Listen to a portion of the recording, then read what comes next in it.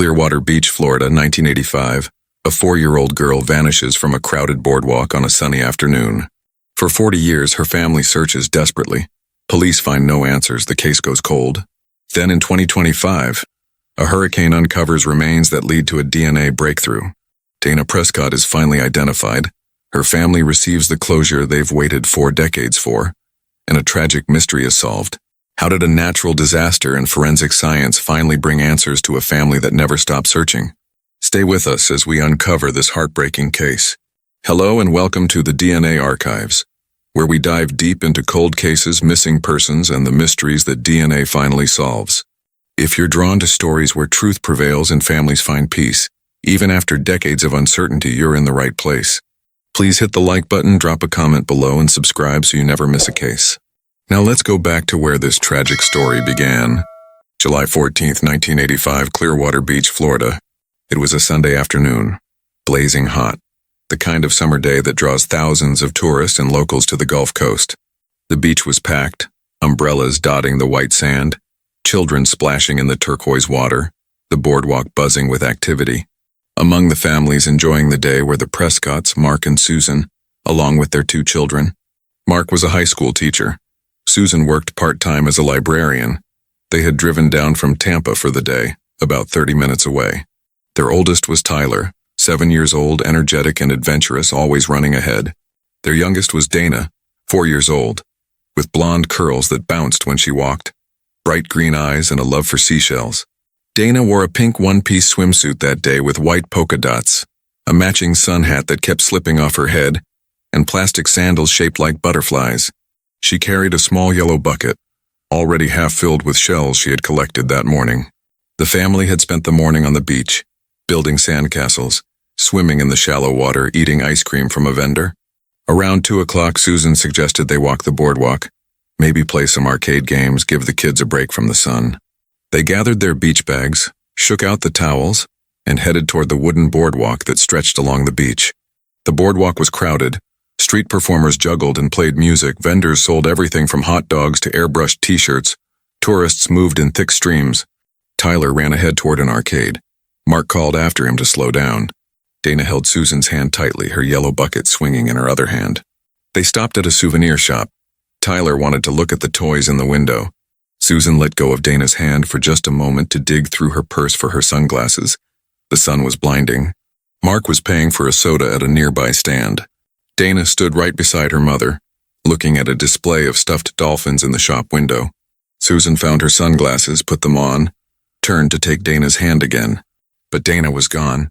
Susan's heart stopped. She looked left, looked right, scanned the crowd. "Dana, where are you, baby?" No answer.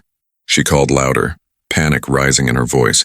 "Dana, this isn't funny. Come here right now." Mark heard the urgency, came running over. "What's wrong?" "I can't find Dana. She was right here. She was right here." Tyler emerged from the arcade. "Where's Dana?" The family split up. Mark ran north along the boardwalk. Susan ran south. Tyler checked inside nearby shops. They called Dana's name over and over, their voices drowned out by the noise of the crowd. Susan asked strangers if they had seen a little girl in a pink swimsuit. Most people shook their heads, kept walking. One woman said she thought she saw a small blonde girl near the bathrooms, but she wasn't sure. Mark ran to the bathrooms, checked the women's side with the help of a stranger. No Dana.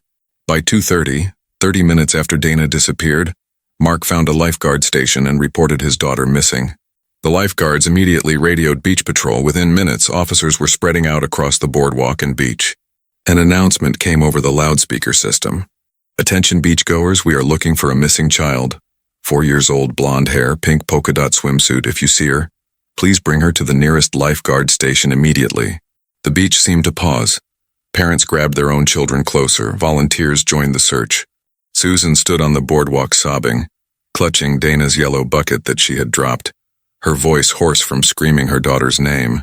Mark ran up and down the beach, checking under every umbrella, behind every vendor cart, his heart pounding so hard he thought it might burst. Tyler sat on a bench with a police officer, tears streaming down his face, repeating over and over, "I should have been watching her." By 3:30, Clearwater Police Department had arrived in full force. They sectioned off areas of the beach and boardwalk, questioned vendors, tourists, anyone who might have seen something. One hot dog vendor remembered seeing a little blonde girl in pink walking toward the parking lot with a man, but he couldn't describe the man, just that he was wearing a baseball cap. Police searched the parking lots, checked license plates, interviewed people getting into their cars. No sign of Dana. By 4:30, search dogs were brought in. Helicopters circled overhead. The Coast Guard was alerted in case she had wandered into the water. By nightfall, the beach and boardwalk were cleared. Only the glow of police flashlights remained. And Dana Prescott was gone. The first 72 hours were critical and they yielded nothing. Police interviewed hundreds of people. Beachgoers, vendors, lifeguards, parking attendants, anyone who had been at Clearwater Beach that Sunday. The hot dog vendor's statement about seeing a girl in pink with a man in a baseball cap was the only potential lead, but his description was too vague.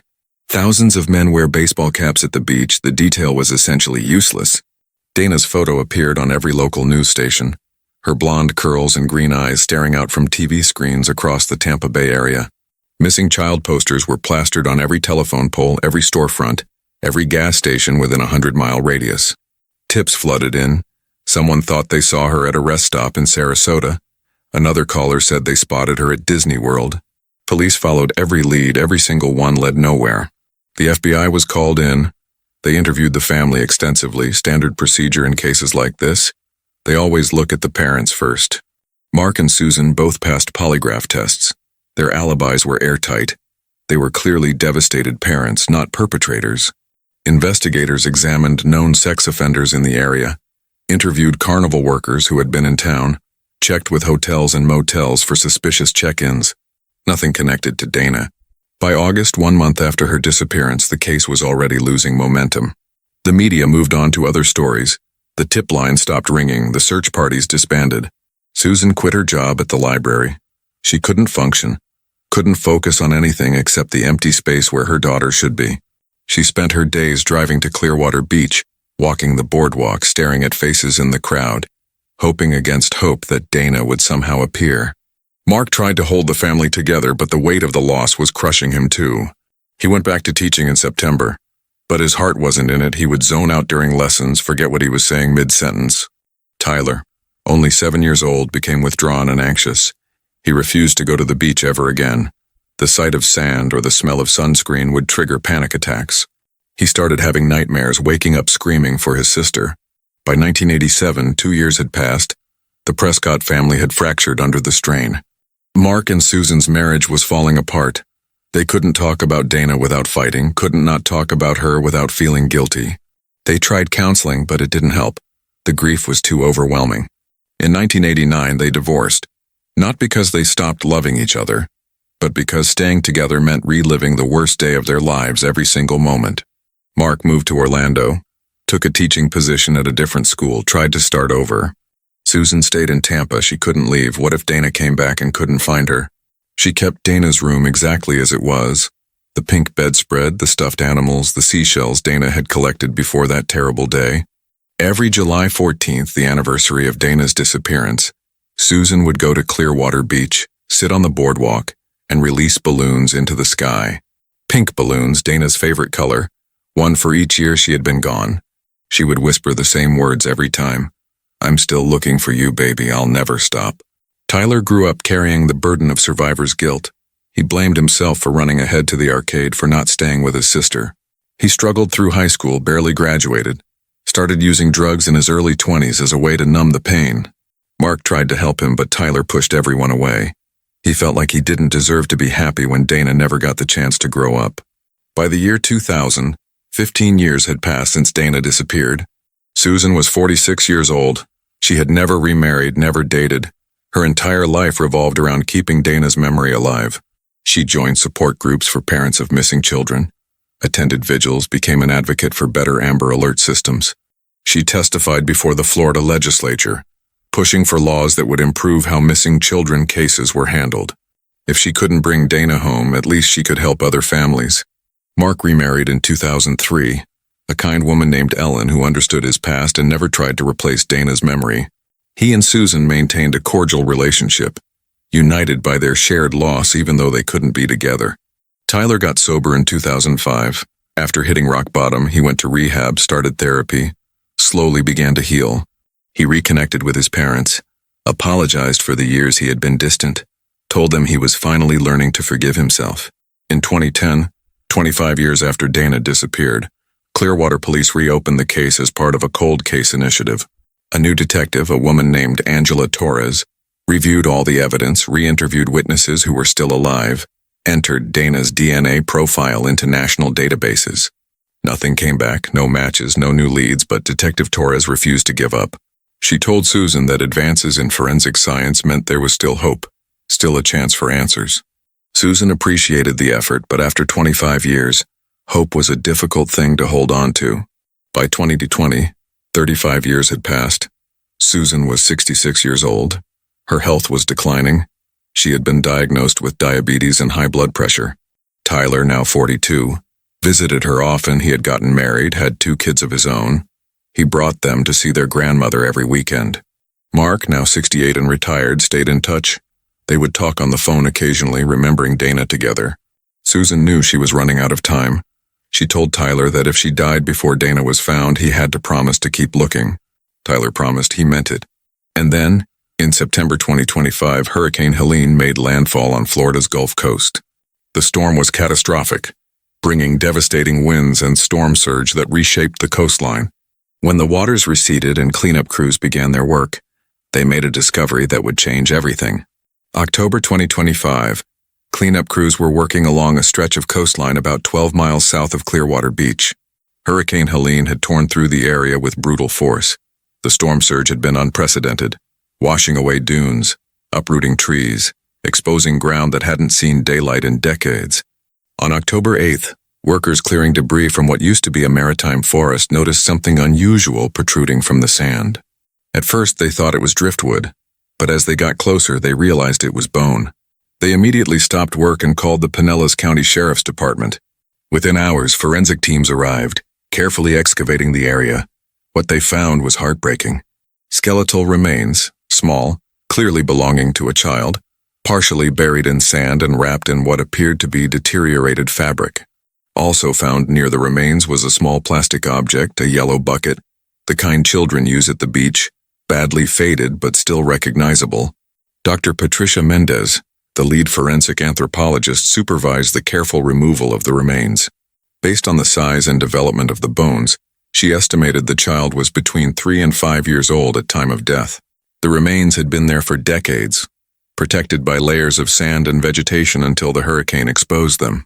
Dr. Mendez immediately thought of missing children cases from the 1980s. That's when this area was less developed, more isolated. She contacted Detective Angela Torres, who was still working cold cases for Clearwater PD. Detective Torres pulled up her files, her heart sinking as she opened Dana Prescott's case. Missing since July 1985, 4 years old, last seen at Clearwater Beach just 12 miles north of where the remains were found. She called Susan Prescott, her hands trembling as she dialed. "Mrs. Prescott, this is Detective Angela Torres.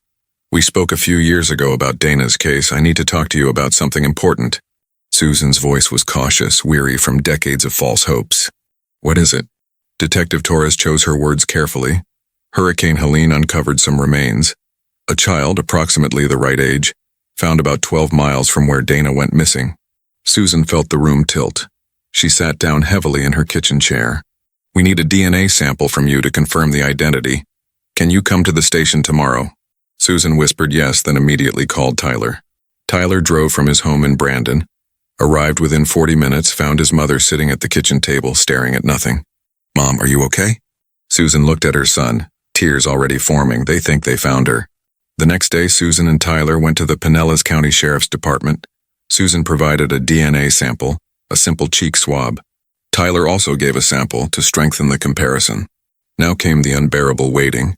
Susan couldn't sleep, couldn't eat. For 40 years she had wondered where Dana was. Now she might finally know. Tyler stayed with his mother, took time off work. He wasn't going to let her go through this alone. He also called his father. Mark drove down from Orlando. The three of them waited together. 3 weeks later, on October 29, 2025, Detective Torres called with the results. "Mrs. Prescott, the DNA is a match. The remains we found are Dana. I'm so sorry." Susan let out a sound that was part sob, part gasp. After 40 years, she finally knew. Her daughter hadn't been taken across the country, hadn't been alive somewhere with no memory of her family. Dana had died, probably shortly after she was taken, and had been 12 miles away this entire time. Detective Torres continued gently. Based on the forensic analysis and the location, we believe Dana was taken from the boardwalk, transported to that wooded area, and died there. The cause of death couldn't be determined due to the condition of the remains, but we're treating this as a homicide. Susan's voice was barely a whisper. Do you know who did this? We're investigating, Detective Torres said.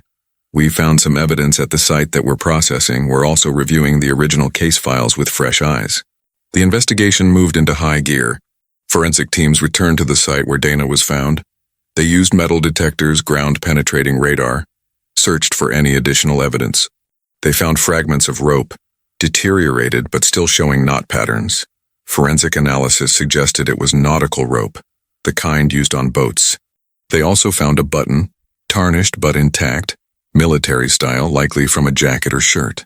Most importantly, they found a cigarette lighter partially buried with an engraved inscription that read, USS Coral Sea, 1982. The USS Coral Sea was an aircraft carrier that had been stationed at Naval Air Station Jacksonville until it was decommissioned in 1990. This was a significant lead.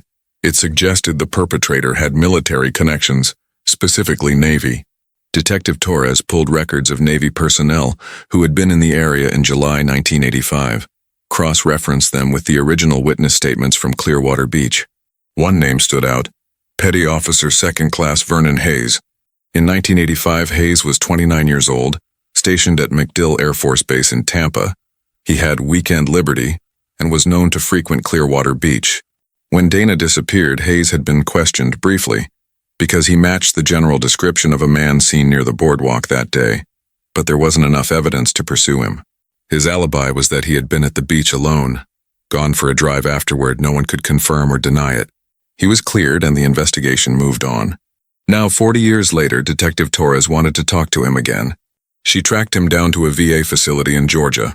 Hayes was 69 years old, suffering from lung cancer, receiving hospice care. Detective Torres and 2 other investigators drove to Georgia, sat down with Hayes in his room. They showed him photos of the lighter, of Dana, of the boardwalk in 1985. Hayes stared at the images, his hands shaking. Then, to everyone's shock, he started crying. I've been waiting for you to find me, he said quietly. I've been carrying this for 40 years. And then Vernon Hayes confessed to everything. Vernon Hayes told investigators he had been drinking that day, July 14, 1985. He had gone to Clearwater Beach to clear his head after a fight with his girlfriend. He said he was walking the boardwalk when he saw Dana standing alone, looking at stuffed dolphins in a shop window. Her mother had let go of her hand for just a moment, and Hayes saw an opportunity. He told Dana that he had found a baby dolphin on the beach and needed help carrying it back to the water. Would she come with him? Dana, trusting and innocent, followed him. Hayes led her away from the boardwalk toward the parking lot. No one stopped them. No one questioned a man walking with a small child. He put her in his car. A blue sedan, told her they were going to see the dolphin. But there was no dolphin. Hayes drove south, away from the crowded beach, toward a remote area he knew from his time exploring the coast. It was a wooded area near the water, isolated, rarely visited. He said he didn't plan what happened next, that he panicked when Dana started crying for her mother, started trying to get out of the car. He covered her mouth to quiet her, held on too long, she stopped breathing. Hayes said he sat in that car for hours holding Dana's body, realizing what he had done. He wrapped her in a blanket he had in his trunk, carried her into the woods, buried her in the sand near the tree line. He threw the yellow bucket nearby, didn't even realize he had taken it with him. Then he drove back to base, tried to act normal, tried to pretend it never happened. But it haunted him every single day for 40 years. He said he followed the news coverage, saw Susan's desperate pleas, saw the search parties, saw the balloons released every year on the anniversary. He thought about turning himself in countless times, but cowardice won out. He was too afraid of what would happen, too ashamed to face what he had done. Now dying of cancer with only months to live, he said he wanted to finally tell the truth. I'm sorry doesn't even begin to cover it, Hayes said, his voice breaking. I took that little girl's life, I destroyed her family. I deserve whatever judgment comes. Detective Torres recorded every word. The confession was detailed, specific, matched the evidence perfectly. Hayes agreed to provide a DNA sample. It was compared to trace evidence found on the rope fragments. It was a match. On November 5, 2025, Vernon Hayes was formally charged with kidnapping and murder. Due to his terminal illness and hospice status, he was not arrested or transported. Instead, he would remain under guard at the VA facility until trial or death, whichever came first. His attorney advised him to plead guilty. There was no defense. The evidence and confession were overwhelming. Hayes agreed. He said he didn't want to put Dana's family through a trial. Susan was notified of the confession. Detective Torres sat with her in her living room, explained everything Hayes had said. Susan listened in silence, tears streaming down her face. When Torres finished, Susan asked only one question. "Did she suffer?" Torres hesitated, then said as gently as possible, "The medical examiner believes it happened quickly. She wouldn't have been alone for long." It was cold comfort, but it was all Susan had. Tyler was with his mother when she got the news. He held her as she sobbed, both of them processing 40 years of grief, anger, and finally, horrible clarity. Mark drove down from Orlando again. The three of them sat together in Susan's living room looking at photos of Dana, trying to make sense of senseless tragedy. "Why her?" Mark kept asking. "Why our little girl?" There was no answer that would ever make sense. The plea hearing was scheduled for December 2025. Susan, Tyler, and Mark were all present. Vernon Hayes appeared via video link from his hospice bed, too weak to travel. The judge asked how he pleaded to all charges. "Guilty, Your Honor, guilty to everything." The judge accepted the plea, scheduled sentencing for January, though everyone in the courtroom knew Hayes would likely be dead before then. Before the hearing ended, the judge asked if the victim's family wanted to make a statement. Susan stood slowly, walked to the podium, stared at Vernon Hayes' face on the screen. "You stole my daughter. You stole 40 years of my life. Every single day I wondered where she was, if she was scared, if she was calling for me." Hayes kept his eyes down, couldn't look at her. Susan continued, "You watched me suffer. You saw the news. You knew we were searching, and you said nothing. You are a coward and a monster." Her voice cracked, but she pushed on. "Dana was 4 years old. She loved seashells and dolphins. She had her whole life ahead of her. You took that away." The courtroom was silent, except for the sound of Susan's voice. "But I want you to know that she was loved, deeply and completely loved, and she will be remembered long after you're gone." Susan walked back to her seat. Tyler and Mark both embraced her. Vernon Hayes died on December 18, 2025, before sentencing could take place. Susan was notified. She felt nothing. No relief, no satisfaction, just emptiness. What mattered now was bringing Dana home. On January 10, 2026, Dana Prescott was finally laid to rest at Serenity Gardens Cemetery in Tampa. The funeral was attended by hundreds, family, friends, members of the support group Susan had joined over the decades. Tyler gave the eulogy, his voice steady despite the tears. "Dana was my little sister. She was kind and curious and full of life. She deserved so much more than she got." Susan sat in the front row, holding the yellow bucket that had been found with Dana's remains. She had cleaned it carefully, kept it as a reminder. When it was time to lower the casket, Susan placed the bucket inside, along with a collection of seashells she had gathered over 40 years. "These are for you, baby. All the shells I collected while I was looking for you." After the funeral, Susan felt a strange sense of peace, not happiness, never that, but peace. She could finally stop searching, could finally let Dana rest. It has been several months since Dana Prescott was finally laid to rest. Several months since Susan got the answers she waited 40 years to receive. The pain hasn't disappeared. Wounds this deep never fully heal. But there is something different now. Something that makes breathing a little easier. Closure. Susan still visits Dana's grave every week. She brings fresh flowers, usually pink roses, Dana's favorite color. She sits on the bench nearby, talks to her daughter about everything and nothing, about Tyler's kids, about the changing seasons, about how much she misses her. "You're home now, baby. You're finally home, and I can rest knowing you're at peace." Susan has channeled her grief into action. She works with the National Center for Missing and Exploited Children, mentoring parents who are still searching. She tells them about the importance of DNA databases, about never giving up hope, about how even after decades the truth can emerge. Tyler has found healing through helping others too. He volunteers with search and rescue organizations, participates in searches for missing children. He says it's his way of honoring Dana, of making sure other families don't suffer the way his did. His daughters, now teenagers, wear bracelets with Dana's name engraved on them. They never met their aunt, but they carry her memory forward. Mark visits Dana's grave whenever he's in Tampa. He and Susan have rebuilt a friendship based on shared loss and mutual respect. They meet for coffee occasionally, share stories about Dana, Remember the little girl who loved seashells and had her whole life stolen from her? The case received significant media attention. It became a powerful example of how natural disasters can sometimes solve cold cases by exposing evidence that had been hidden for decades. Hurricane Helene destroyed so much, but it also brought Dana home. The Pinellas County Sheriff's Department held a press conference highlighting the importance of DNA technology and persistent investigation. Detective Angela Torres was commended for her dedication to cold cases. She said that Dana's case reminded her why this work matters. Every victim deserves justice, every family deserves answers, no matter how long it takes. The yellow bucket that was found with Dana's remains is now displayed at the Florida Missing Children's Foundation, a reminder that even the smallest piece of evidence can lead to resolution. Susan donated it, hoping it would inspire other families to keep searching, to never give up. The case also led to policy changes. Florida expanded its unidentified remains database, requiring all coastal counties to report findings within 48 hours. The legislation is informally known as Dana's Law, ensuring her legacy helps protect other children. Susan was invited to the signing ceremony. She stood beside the governor holding a framed photo of Dana in her pink polka dot swimsuit. "This is for every child still missing," she said quietly. "For every family still searching, for everyone who refuses to give up hope." The bill passed unanimously. Susan's health has improved since Dana was found. The stress and uncertainty that plagued her for 40 years has lifted. Her doctor said it's remarkable that sometimes the body holds trauma until the mind can process it. And once closure comes, healing can begin. She still releases pink balloons every July 14th, but now it's not a day of desperate searching, it's a day of remembrance and love. Tyler joins her. They stand on the beach together, watch the balloons rise into the sky, and remember the little girl who loved this place.